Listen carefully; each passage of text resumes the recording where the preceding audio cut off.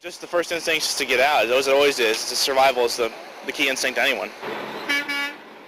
Matt Collins may be directing traffic now, but minutes before, he was fleeing for his life. Matt was heading to work at Walmart when his Plymouth Voyager burst into flames. Got out with a fire extinguisher and tried to put it out leastways. Then it couldn't do it and got it back out of the car and went back for directing traffic. Thankfully, Hinkle had help. Marion County firefighters were there in minutes, and the safety of travelers on 441 was preserved. Well, the van was fully involved as we drove up. We realized that and started our operation for extinguishment. Riddling says Collins' reaction was normal, but the concern he and Hinkle displayed for other drivers was beyond the call of duty. A lot of people just kept right on going by, but to stop and do the right thing, man, I'd yank him right out of there in a heartbeat. For that, Matt is grateful. It's not a panic situation. I mean, just a car. No one lost their life. That's all that matters. In Summerfield, Anthony Rayo, VNN. For Around the Villages, I'm Anthony Rayo.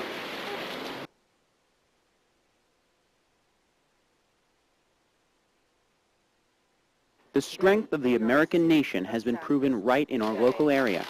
I'm Anthony Rayo in the Villages, and coming up, I'll explain. Tower. Initial reports suggested it was an When accident. Villages resident Shirley Flower heard the tragic news, she anxiously waited for 4 hours for news from her son Paul in Washington, D.C. I personally just wanted to be left alone.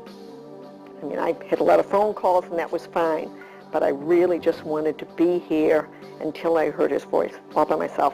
Paul Flower is a retired Marine Corps helicopter pilot who served in the Gulf War and recently began work in the Pentagon. He was in the section right next to the area that was most seriously, that was damaged. Luckily, the new precautions that they had taken with the renovations had helped save his area. Shirley finally heard from her son in the late afternoon Tuesday. Thankfully, he and his family are all right. Another villager was worried herself. Pat Bluk, his son Louis, worked on the 25th floor of Tower 2 in New York. I was frantic. I called my husband, who was down in West Palm Beach, and asked him if he spoke to Lou. And he said, yes, I did, and he said they just evacuated the building. A happy ending for an American family on a day of terror. In a tragedy like this, everybody comes together. And America is wonderful. Dealing with unexpected tragedy turned out well for these mothers, but they say now isn't the time to think back. Instead, looking ahead is the advice they give. I guess our true nature of look out for myself first shows in many cases. Hopefully it will not do that this time, and that we all pull together. We need to get these people, bring them to justice for what they've done, and have a safe America again. In the Villages, Anthony Rayo, VNN.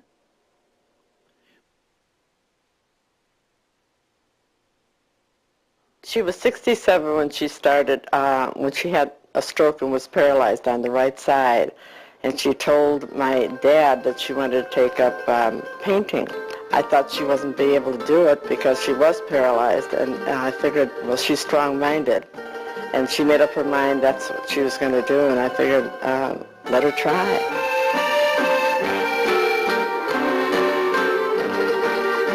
She had a very rough childhood, very rough. And I think that maybe all of this was hidden in her, that she brought all that beauty out. I guess what everybody does is with fruit and flowers and things like that, and she expanded out the scenery. I think sceneries are really good for her. This painting is like one of my favorites because this looks like the sun is coming up here, and you see how it brings up the light here and on the bark. It's just like you're right there because that's where the sun is catching it.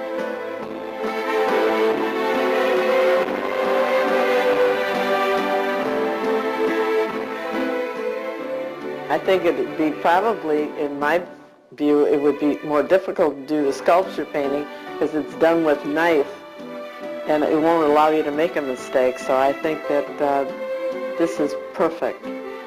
Even like the snowball bush, the little petals fall down, and it looks like you can just pick them up or brush them off the table. So I like this one. This is one of my favorites. She felt like there was part of her that was leaving, and she figured she gave them to her friends, very close friends and family, that they were still around her. So she must have maybe about, I'd say 100.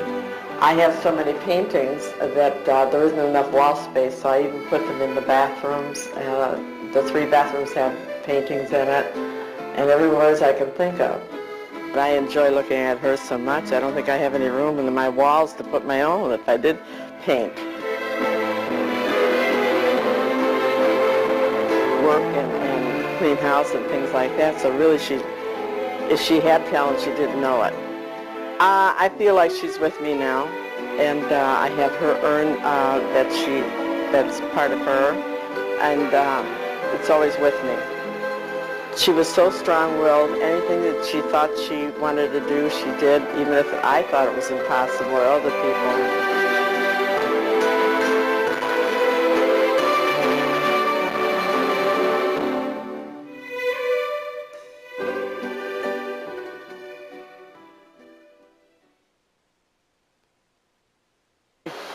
2, 1.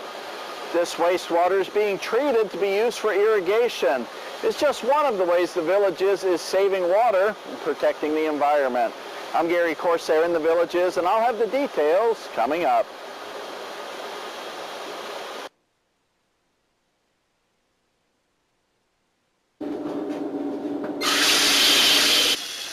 Pat Kaminsky is doing her part to conserve water. Catching rainwater for watering plants is just one way Pat conserves. She's also installed a water-saving shower head and made sure her irrigation timer is properly set. She even runs the dishwasher less frequently than she used to. We usually ran it every day, in the evening before we go to bed, just turn it on, full or not. And now we just definitely wait till it gets full. They seem like little things, but the saved drops are adding up. And Pat isn't the only water watcher. Nearly 500 Villages residents took part in a program to set their irrigation timers.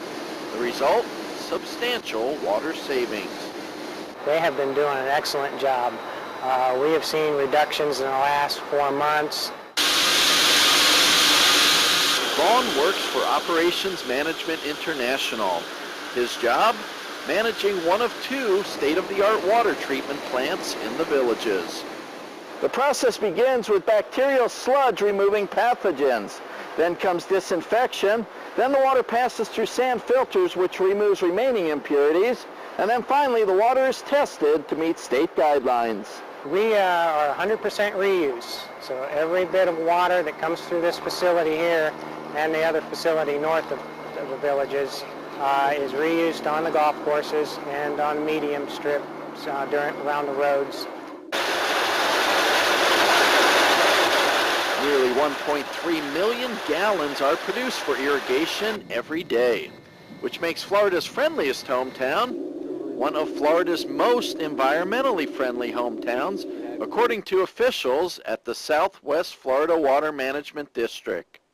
The goal of the district is for us to use the lowest quality water source available for our irrigation needs. And of course, they put the top priority on reclaimed water. And then after that, maybe using stormwater, and then finally groundwater. The combination of the Villages' use of reclaimed water for irrigation, along with your efforts to conserve, are adding up to big savings. In March, the Villages used 24% less water than it did in March 2000. That's the 3rd consecutive month the Villages showed a reduction in water used. In the Villages, Gary Corsair for ATV.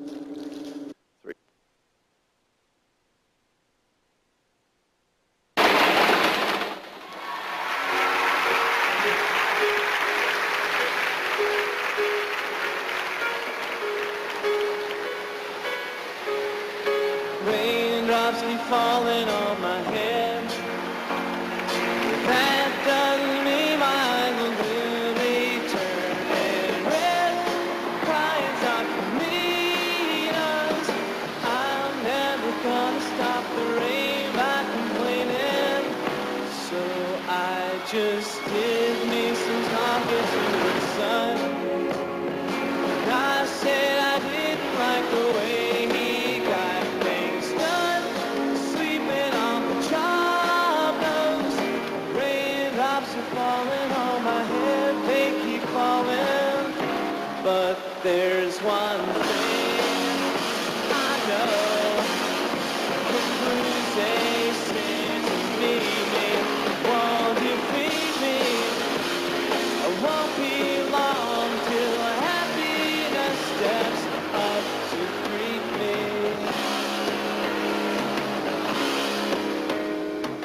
Raindrops keep falling on my head, just like a guy whose feet are too big for his bed. Nothing seems to fit. Those raindrops are falling on my head, they keep falling. Yeah, but I'm free.